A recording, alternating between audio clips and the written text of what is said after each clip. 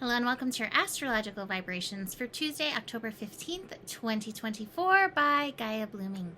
I am Mimi and our energy mantra for today is the real flex is to honor your peace in chaotic times. And here we are, our final evolution day of Sun in Libra. And we are building to this full moon in Aries, which is coming in early on Thursday. And we actually have the moon shifting into Aries, preparing us later today. But we start in the watery energy. We have the moon in Pisces making several connections through the morning, several watery connections through the morning, helping us work through whatever emotional energy that we have. So I'm actually going to start there with the emotional energy. I pulled two cards from the Divine Abundance deck, and the first card was grief, which is why I decided to pull another card. And the grief card says, tears are what happens when the ice in the heart melts, which actually reminds me of the isolation card, but I feel like it goes really strongly with this turning in card, which is the Four of Cups. There's some emotions to process right now.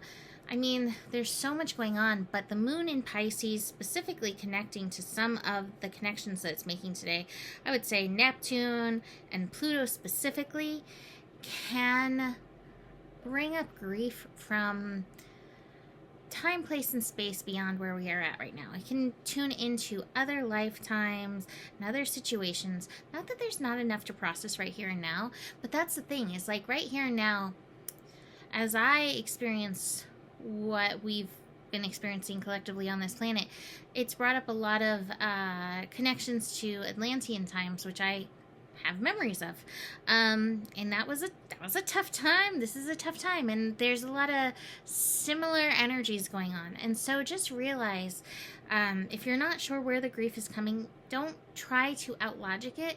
Let it flow. There is healing in letting the energies flow and move through. That being said, interestingly, the other card that I pulled is the self-love card, and it says, let the wall fall that separates me from my own vulnerable inner child. I long to take care of myself like never before. And this showed up in the other cards that I pulled as well, the Outsider, which is one of those inner child cards. So that might be the work, digging in and nurturing the feels and looking at it not from like adult logic self, but like how you would with a child. Like, how are you feeling? What do we need to do? How can I support you? So showing up for yourself. And I think that this is going to be helpful because, Aries energy can sometimes manifest as the infant, the id that has these basic needs that needs to be tended to.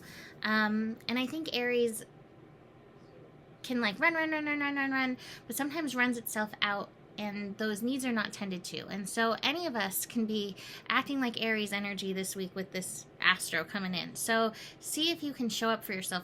And this is just coming off the Mars and Sun connection to Chiron, which is in Aries. So that Aries id self, which can include the child within us, might be reeling a little bit, again, between the astro and between some of the events that we've gone through in the world. So let's look at our astro day.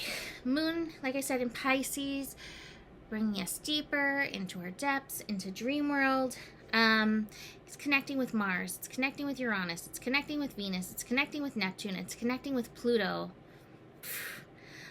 until it shifts into Aries at 1:34 p.m. Pacific time. So it's busy. That Moon-Mars connection, while it's happening close to 12 a.m. Pacific time, this may show up in our dreams. We may have some microaggressions showing up in our world.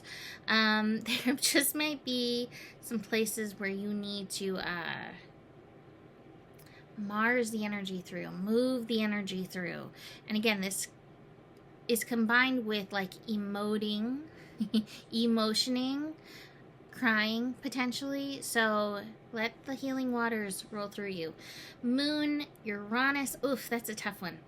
So Moon in Pisces, Uranus in Taurus. This is 7:59 a.m., so like 8 a.m. Pacific time. This is lazy cat energy. And so you're crying and then you need to take a nap.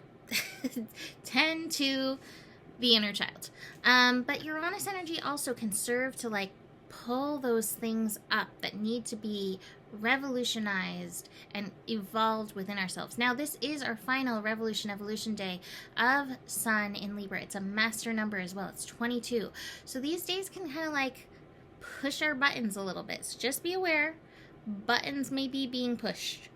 Moon and Venus. I like this combination. Venus and Scorpio, connecting to the moon in Pisces.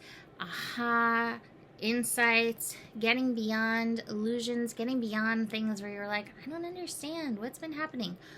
Oh, I get it. But again, this energy is kind of asking us to be a little softer on ourselves today. So just try to see where you personally need to soften. Moon and Neptune, Daydream. That's funny. The song Daydream Believer's been in my head by the Monkees. But again, beyond illusion, and I also say with this card, using your illusion. So if you're going into the daydream, what is your vision? How can you align your vision? Working on that layer.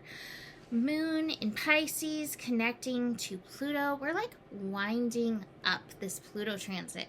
I'm like, is this the last time? I think we have one more Moon in Pisces Pluto connection.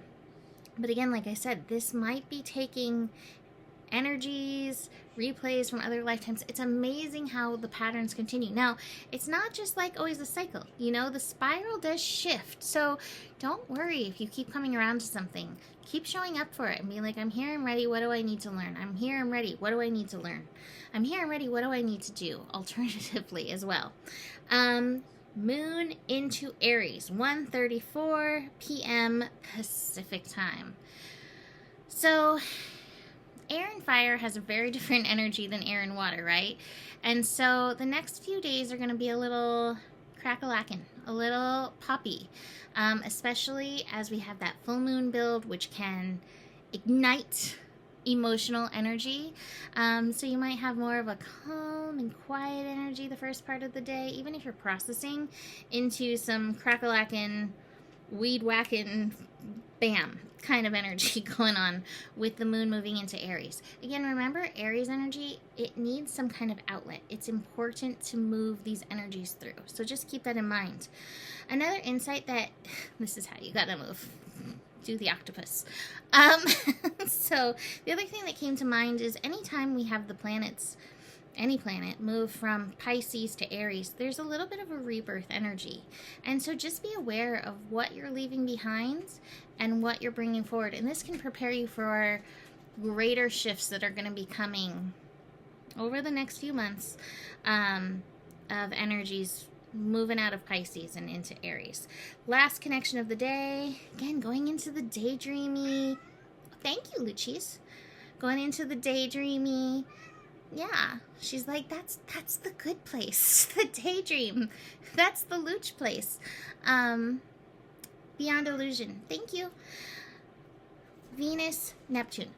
This could have some old relationship stuff come up. Not necessarily bad. It could be nostalgic. It could be good. But just, processing through it. Maybe coming through to show, like, I got my boundaries. So, but again, it feels like, oh, here's this card. Feels like this. Follow your vision. The cats left a card for us. With wolves on it, so it was probably wolf. Follow your vision. Never lose sight of what is really important, which feels very Taurus-y, but it also just, Venus. Venus rules Taurus energy. What's important to you? Can you align with that vision? And then can you align your actions with that vision unfolding? Use your illusion. Daydream. What does it feel like when you follow that path? You have so much power. We all have so much power that we don't utilize because a lot of times we're so busy trying to survive, right? But this is a good day to lean into that, especially with the momentum of the full moon. Now, remember, full moons can help us release as well beyond emotions. So hold some space for the release in all of this. 2 cards left. Ooh, both kind of relationshipy in different ways. We have the comparison card and we have the friendliness card. So a lot of these energies, like Venus today connecting to Neptune, connecting to the moon, these are like a little bit more soft. They're a little bit more yin. They're definitely leaning more in the friendly direction. But watch for it, because again, like I said, there's some triggers, and we can a lot of times undo our softness when we compare ourselves, our authentic selves, to somebody else. That's wonderful. They can be them, you can be you. It takes a lot of energies to make up all the colors of the world, and the world wants all of our colors. So do keep that in mind. Watch for that comparison. Watch for where your mind is trying to like pull the rug out from underneath you. That's sometimes where we need to like put some of those boundaries. We're like, I see what you're doing. I've been having a lot of that lately. Like, oh, I see what you're doing. How funny are you? That's not the direction that I want to go. And it's like, it's been such a nice shift. Anyway, I'm going to leave that here for today. You can book a reading with me. Email me, mimiclark@gmail.com. And the better it gets, the better it gets.